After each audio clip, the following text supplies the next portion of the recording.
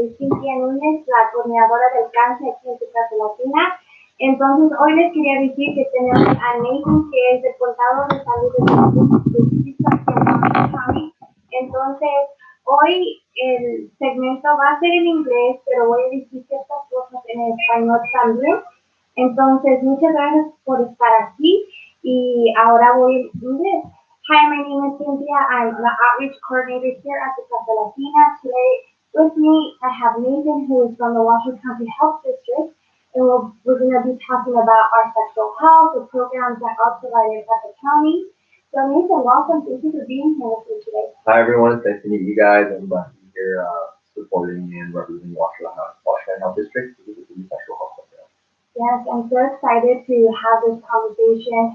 So we're going to be trying to, empower others to the programs that, are offered at the district and just trying to end the stigma with the sex talk and, really taking it upon ourselves to bring this information and the awareness of that it's okay to go get tested. Right, exactly. We want to make sure that our clients in the community know that it's okay to have a sexual health status and to protect that status. We just want to make sure that you are doing it actively and that we can provide any type of care, treatment, or prevention with the community. Yes. So before we get started, I just want to remind you that the Casa Latina es tu puerta al futuro. Don't think about the limitations, if not the possibilities. Y como siempre, mi gente, no pienses en las limitaciones, sino en las posibilidades. Y como siempre, si tienen preguntas, les pueden dejar abajo en el comentario, pero si no tienen la confianza de hacerlos, mándanos un mensaje directo en nuestro inbox. And as I was saying, if you don't feel comfortable leaving a comment on the public section, feel free to just send us a direct message on our Facebook page, and then we'll answer it. So how about we get started? Awesome. So once again, my name is Nathan Moltante. I'm here on behalf of the Sexual Health Program of Washington Health District. The Washington Health District in general, we kind of work with the motto of enhancing the quality of life within the Washington community. We have various agencies and organizations under one roof, whether it be clinical practices such as family planning, immunization, the sexual health clinic, to other types of agencies such as environmental health, chronic disease, and just other types of things, making sure building those codes, health inspections, just basic things that help run a health department. But specifically, like I said, I'm here on behalf of the Sexual Health Program, kind of talking today about HIV, STD, what's going on in the world of HIV field, what we're specifically doing in the community, and what is currently going on in the nation as well as in Nevada and Washington. Yes, thank you so much for being here. And I've definitely learned so much about, the sexual health, collaborating with you and talking with you and getting to and just having a better understanding of, sexual health, not only for myself, but being able to support our clients here. Thank you. Yes, and thank you for having us as well. We love working with agencies and collaboration in the community is something that is very needed. And to get started, can you tell us a little bit about the efforts that the Washoe County Health District is doing to promote awareness and focusing on the transmission of STDs and HIV? Yeah, no problem. So specifically with our sexual health clinic, currently we actually just got new data in from CDC as well as the state level. Currently, we have seen that HIV, specifically in Nevada, hasn't really risen. It's kind of stayed at a base point, which is great. The reason for that being is that a lot of the medication today that we are seeing, it is working in the fact that it will actually lower some viral load. Now, if you are HIV positive and you are on the antiretroviral therapy and you are taking your medication correctly in correct dosage, underneath your healthcare provider's kind of instructions, you will not transmit the virus. And you can actually go on to have a fully healthy life, have a healthy family, and actually pass away of other causes. Now, that's something we want to make sure that is continually happening, making sure HIV positives are continuing on their treatments. However, in terms of the STD-related field, right now, Nevada ranks #1 in primary and secondary syphilis elimination. And #2 in congenital syphilis, meaning that the syphilis is actually being passed on from the mother to the child. In terms of efforts, we have been kind of creating this task force force that I'm myself a part of, we're actually going out to the community and actually offering free and confidential HIV and STD testing for our clients. We offer three types of tests: a rapid HIV test, which is a finger stick, which we can go over more as we kind of talk more about it. Chlamydia gonorrhea, which is dependent on the sex we're actually swabbing for, and syphilis, which is going to be a blood draw. Other efforts we're actually working with is we're actually educating providers, other agencies such as yourself, about what's going on with HIV in the community and how it's going to STD. Right now, currently, one of the biggest data statistics we actually look at is 1 in 7 people don't know they have HIV.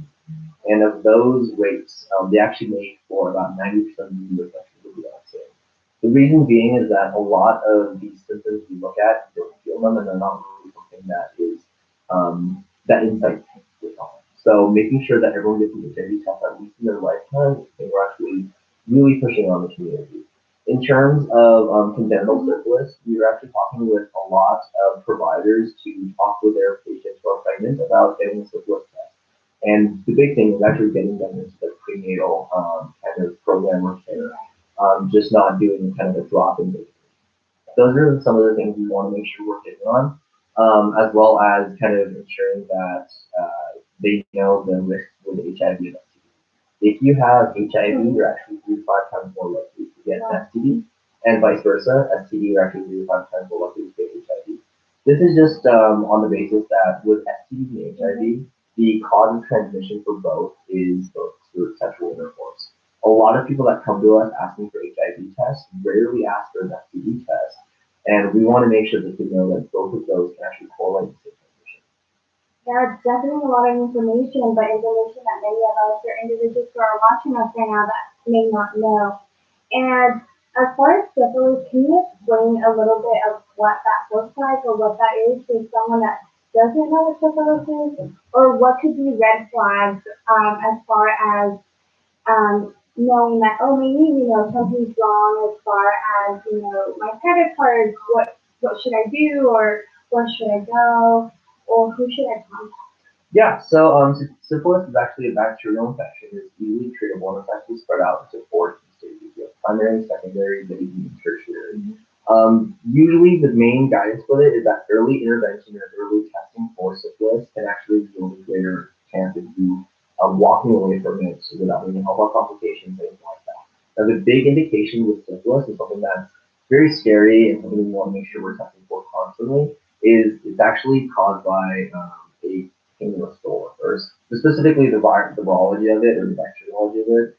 This virochaete actually drills into the genitalial area, go into your lips, things like that, and it's very painful. Specifically with women, sometimes it actually can go in the vaginal wall area, and a woman actually would be able to notice or see it.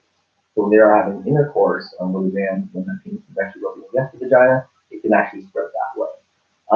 With syphilis, like I said, further down, when it does become more serious, it can spread to the hands, lower parts of the feet, it can cause blindness, in babies, a lot of developmental effects can happen, things like that. So making sure, once again, early testing and making sure you test it at early stages is very good. Yeah. And previously you had mentioned the rapid response testing for HIV. And if you haven't checked it out, the team here at the Casa Latina, many of us actually went through the testing and did the demonstration. We all got HIV tested. I think it's very important to take it upon ourselves to become the change and to just strive for these efforts on bringing awareness and reducing the stigma. So it was a great experience. I actually learned a lot, and I myself, was kind of in the hot seat of how our clients I feel because there are questions that many times we don't think of. But can you explain to us a little bit about the rapid response? Yeah, so I mean, thank you so much for allowing yourself to kind of go through the process and everything that goes with the testing, both HIV and STD related. So specifically with the test we actually are giving, it's called a rapid HIV test.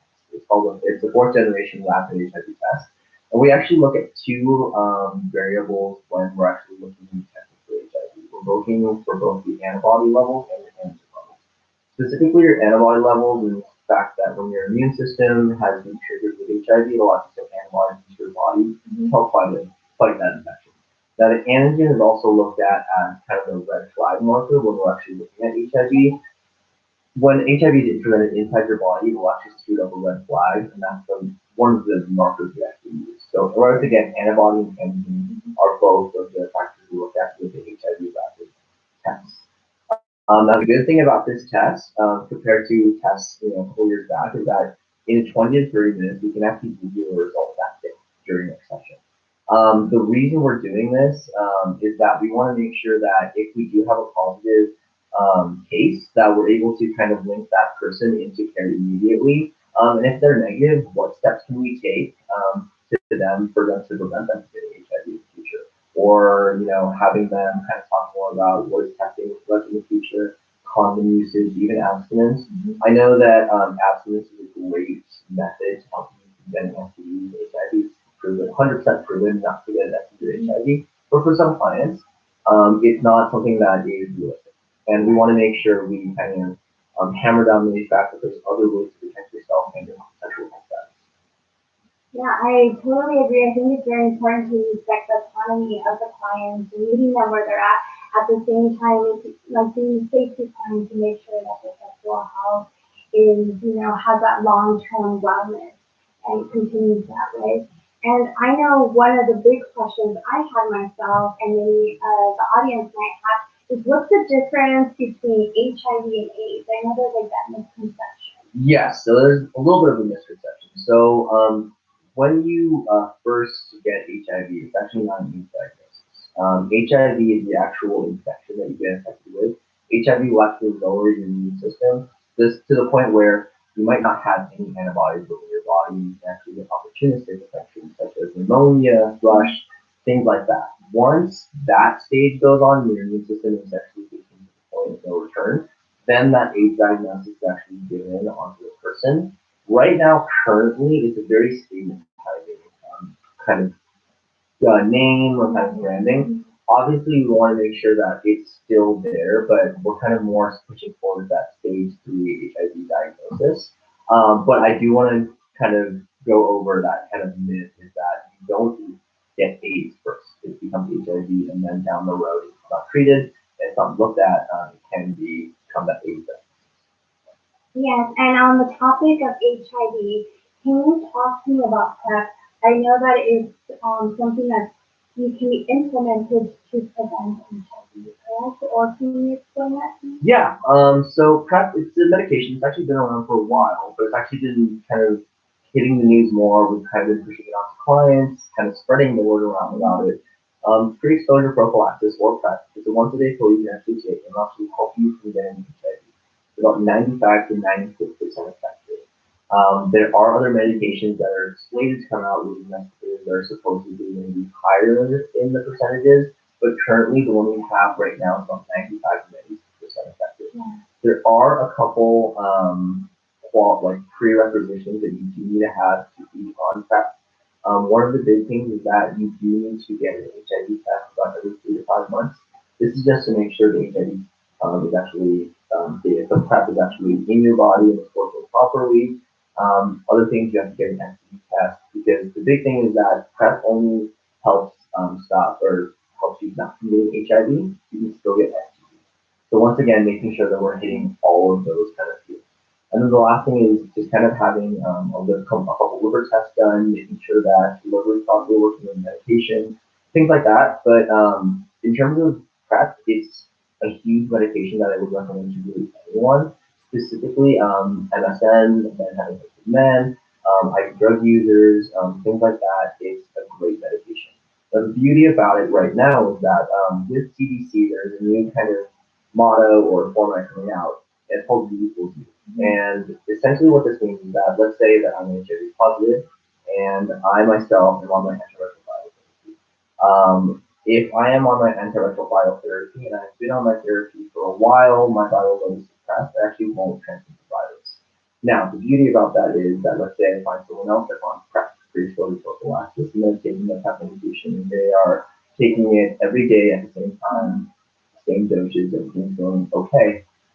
The chance of us transmitting the virus to each other is slim to none. So in a way, it's actually a way to end the epidemic and a way to stop HIV COVID. And one thing that happens very empowering to individuals, though, I know that I've heard through friends or just in the community or with clients that if you do have STD or HIV, the germs are ended and that's that, and you won't be able to have, a relationship or sexual encounters with other individuals, but knowing that there is something in place that you can continue your life Yeah. and have kids is very empowering. Yeah, it's great to feel of HIV within today. HIV is really not that. A lot of people kind of are scared about it today. Don't get me wrong, as a human, if you do get that HIV diagnosis, it is heavy. It's something to think about. But at the same time, there is medication out there today. You can go on and live a fully healthy life. Something we're trying to push away from the stigma of it. It's something that we're trying to push from the old dirty, undirty, unclean kind of stigma. And PrEP and antiretroviral therapy. Those are some of the things that can actually help end the epidemic. And I would constantly try to push for. And is PrEP, are they able to receive that at the local county health district or how does? Currently, they are not. Hope's Clinic does offer PrEP, so if you can, please contact Hope's as well for their PrEP clinic. We are currently trying to get PrEP right now, but we are constantly pushing for it, and if you ask anyone else to hopefully fully support it. So it looks like we have a question. Um, it's in Spanish, I'm going to say in Spanish, and then I'll translate it to you in English. Si sales positivo de SIDA y no tienen documentos, ¿cómo se ayudan? So if you're positive of HIV and you are undocumented, how are you able to support the individual? So once again, we want to make sure our clients are getting the services they need to get treated or the preventive services they need. In our clinic, we will help anyone in need, whether it be undocumented, citizen. We just want to make sure that the thing is that you get your HIV test or you get into a treatment center somewhere. We have a team of investigation specialists, health educators, people that can actually link you into insurance companies, give you financial aid somewhere, and there's a lot of places such as Hopes as well that can get you into their clinic to get treatment. Entonces, lo que estaba diciendo Nathan, que si usted es una persona que no tiene documentos o estatus legal, eso no importa. Ellos lo que quieren es promover la salud sexual y su bienestar. Entonces, si usted sale positivo de SIDA y ocupa los tratamientos y los medicamentos para seguir adelante con su vida, entonces ellos le van a dar las referencias, por ejemplo, a Hope, donde puede empezar su tratamiento. We have another question. Si eres una víctima y tu abusador exige sexo, ¿cómo me protejo? So the question is, if I'm a victim of abuse and the abuser is forcing me to have sex, how can I protect myself? So that's kind of a very tricky subject. It's something that we have dealt with our clients that have come up to us and they say they have been sexually abused or raped in some cases. The big thing with that is to immediately call for a police officer or 911, something like that, and kind of go into the fact that get tested immediately. That's what I like to say. Now, the big thing about, I kind of retract that a little bit. With the HIV rapid test we do give, if there is a 30-day window period with that. So we actually can technically find HIV the day afterwards. But those are the steps I would actually recommend. You immediately get an HIV and an STD test to ensure that everything is okay. And as well, talk to us as well if you are looking to abuse. So then we can actually contact the police or get you into a program that you can get help in, whether it be mental health or health and that. And so it sounds like if the victim were to contact you for the district, you would be able to connect them with the other agencies or folks in the community. Yes. Well, once again, we want to make sure that we're collaborating with agencies. We actually have been collaborating with the sheriff's department, specifically with a lot of their sex trafficking, a lot of their IV drug users, and ensuring that we kind of have this open door policy where if a client comes in and needs services, we're able to transition them into another service, and vice versa, those services can targeting clients as well, such as to Casa Latina and Washington Health District. With sexual health in general, it's a lot of moving parts. Ujú. So we really want to make sure that we're bringing in all those parts and ingredients of the product. Entonces, so la pregunta que fue era si eres una víctima y tu abusador exige sexo, ¿cómo me protejo? ¿Cómo te puedes proteger? Y lo que estaba explicando Nathan, que a muchas veces hay ese medio de contactar a la policía, entonces puedes contactar el Distrito de Salud aquí en Washoe County y ellos te pueden hacer un examen, ya sea el de las las infecciones transmitidas sexualmente o si ya al VIH, pero la cosa es que para detectar el VIH tiene que ver una ventana de 30 días. Entonces, después de los 30 días, ellos pueden hacer el examen que toma menos de 20 a 30 minutos para saber si eres positivo o negativo, pero en ese tiempo ellos pueden conectarse con las otras agencias y recursos o servicios en la comunidad para saber que estás bien, ya sea si ocupas ayuda psicológica por el trauma o implementar un plan para protegerse y cómo poder ya sea salirse de la situación o de la relación con el abusador o qué es lo que tú quieres hacer como persona para salir adelante. And so the next question I have for you is, there are findings and research that communities of color are higher risk of HIV and STD. So can you tell me a little bit about those findings? Yes, so what we have found is that communities of color, specifically African American, Latinx, or Hispanic, are at most risk of HIV infection. There's a lot of underlying issues as to why. A lot of it could be access to healthcare issues, just a lot of prejudice and stigmatization within the community, things like that. So we've actually created this task force to go out and actually talk to these communities of color, and things I'm doing today, and just ensure that we want to make sure that they get tested services they need to. They know about the education that's going forward. They know that today there's a lot going on in the HIV and STD world in terms of medication and the coming out constantly. And I know that you had mentioned before that an individual who uses drugs and alcohol is also at higher risk. So what can you tell me about that, or what are some things that mitigating factors? Yeah, so right now, the biggest thing I would actually refer you to is the needle exchange program over at Host Change Point. They can actually provide you with fresh needles if you are someone that needs to kind of go about that route and getting fresh needle usage. That's the main thing we really want to see is that the transmission of HIV is kind of stopped in that way. Once again, PrEP is a great thing that you can go yourself on as well if you're an anti-drug user. But yes, substance use is actually one of the causes for an increased risk of HIV infection. Mostly just because when you are inebriated or you're under the influence of alcohol and drugs, you can make mistakes and you can make choices that you do regret later on. And once again, we don't want to shame anyone. We don't want to tell anyone, hey, this is wrong what you're doing and turn them away. We want to make sure that, once again, they get the service they need and that they can transition to a program if they need it. Right, thank you so much. And I know that many of us, I know being Latina, being Mexican, the sex talk, or just being open about your sexuality, or even many times, like as a woman, talking about your period, or asking about condoms, there's just like that taboo. But how do I even address that conversation with our parents or our support system? So, what can you tell us as an educator to have a conversation? What are like tips, if I myself want to support someone, or just have that conversation? Yeah.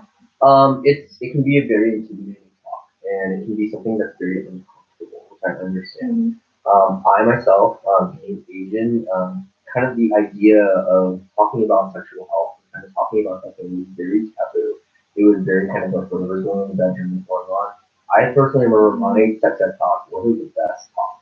A lot of my education, a lot of my knowledge came later in the year, not in college even or today. But I would kind of recommend, if you are a family member or a friend, taking concern of other people or getting themselves tested or even yourself tested. Once again, it's promoting that health and wellness within you and health your sexual health status. Now, a big thing too that we want to kind of crush is the stigma of it. Everyone's sexual health status and definition to what they want in their life is very different. I like to think with our team, we've heard it all over the past. We're constantly finding new kind of sexual health preferences and experiences people are having. So in that case, talking about it and kind of building down that stigma of it really kind of gets someone comfortable. I know when we, a lot of testing I do here specifically, it's going to be very uncomfortable. We like to say that our team is very kind of blunt. We also want to make sure that we have this open conversation two-way road.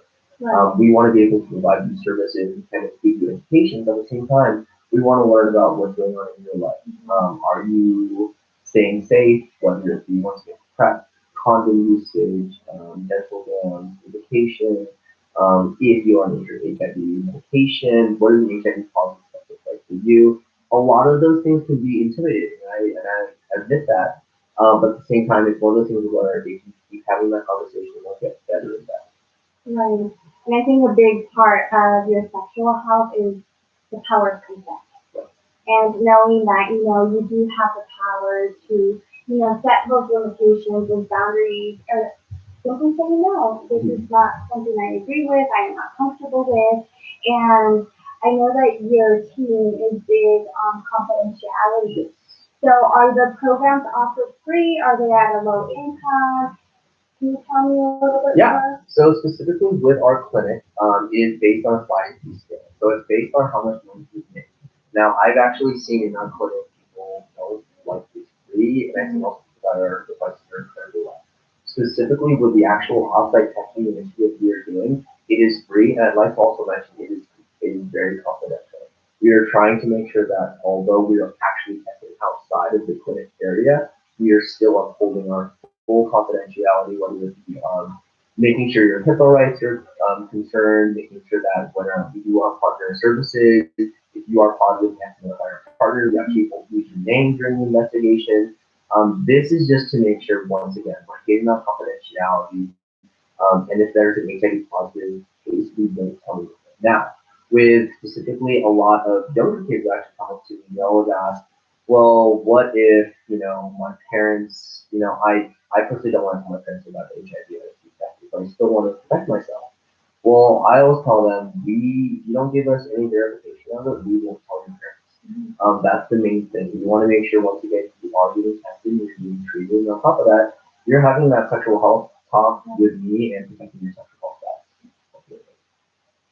So it looks like we have another question. So what is the difference between an STD and an STI? Cool. So STDs is kind of like the older lingo. We're actually trying to transition more to STIs. STDs are sexually transmitted diseases. We're actually changing it over to sexually transmitted infections. Both of those can be interchangeable. We usually hear both of them from our clients or during our testing sessions, but they are the same. Yeah, it's not like the STI has something that is not. Right, exactly. And the STD, people usually just like, oh, STD, anyone. Exactly, yeah. So we're currently trying to, once again, kind of break down that stigma, break down that understanding that something that's not necessarily clear. It's just an infection and it's treatable. And so the Casa Latina is proud to announce that we will be a testing site for the HIV and STDs.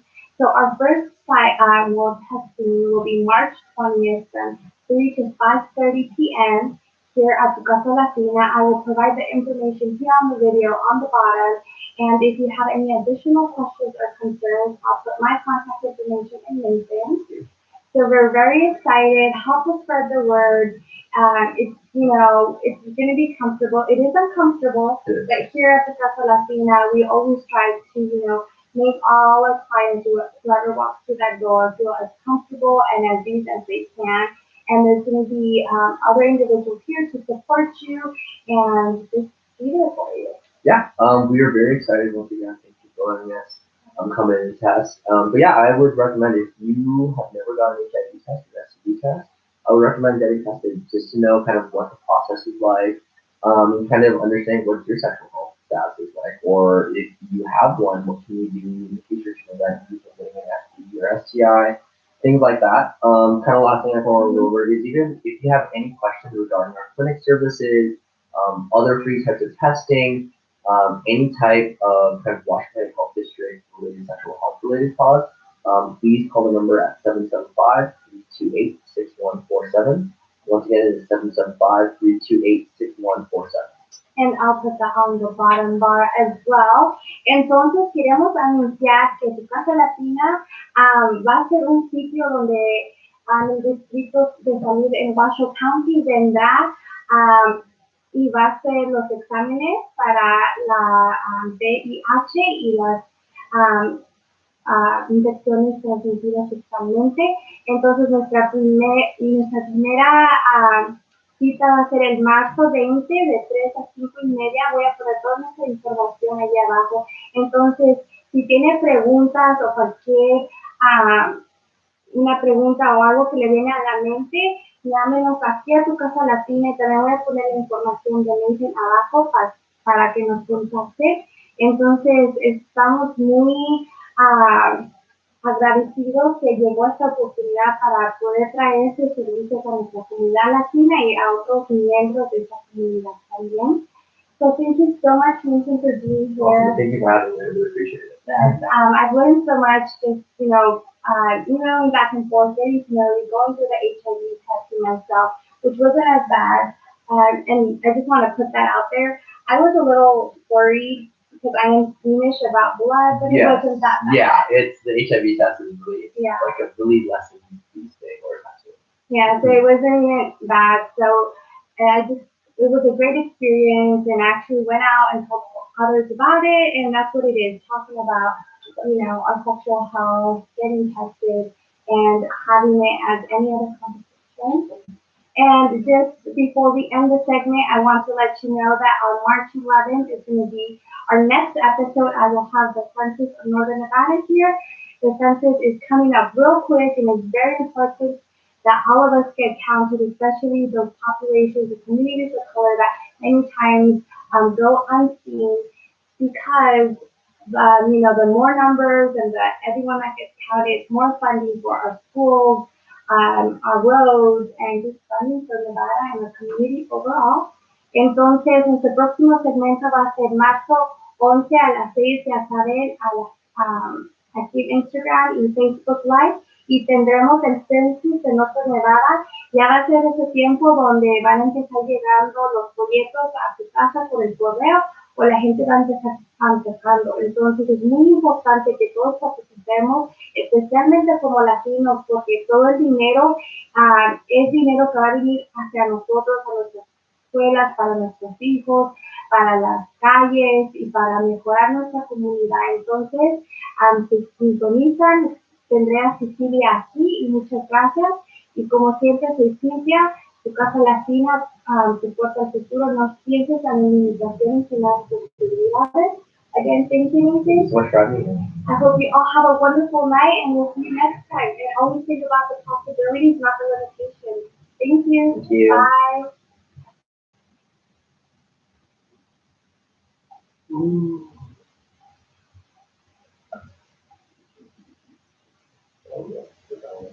Buenas tardes, aquí estamos.